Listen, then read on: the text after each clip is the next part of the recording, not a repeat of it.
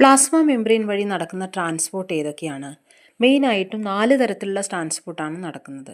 Diffusion, facilitated diffusion, osmosis and active transport. എന്താണ് diffusion? Molecules എല്ലാം തന്നെ അവയുടെ ഹയർ കോൺസെൻട്രേഷനിൽ നിന്നും ലോവർ കോൺസെൻട്രേഷനിലേക്ക് മൂവ് ചെയ്യുന്ന പ്രോസസ്സാണ് ഡിഫ്യൂഷൻ.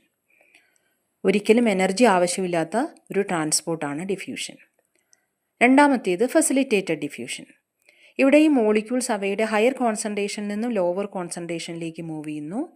പക്ഷേ കാരിയർ പ്രോട്ടീൻസിൻ്റെ ഹെൽപ്പോടുകൂടി മാത്രമേ മൂവ്മെൻറ്റ് പോസിബിൾ ആവുന്നുള്ളൂ. ഇവിടെയും എനർജി യൂട്ടിലൈസ് ചെയ്യപ്പെടുന്നില്ല. Third one, osmosis. Here solvent molecules are moving.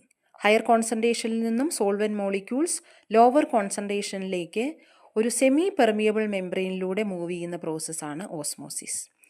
ഇവിടെ എനർജി യൂസ് ചെയ്യപ്പെടുന്നില്ല. Last, active transport. ഇവിടെ മോളിക്യൂൾസ് ലോവർ കോൺസെൻട്രേഷനിൽ നിന്നും ഹയർ കോൺസെൻട്രേഷനിലേക്കാണ് മൂവ് ചെയ്യുന്നത്. അതുകൊണ്ട് തന്നെ എനർജി സ്പെൻഡ് ചെയ്യപ്പെടുന്നുണ്ട്.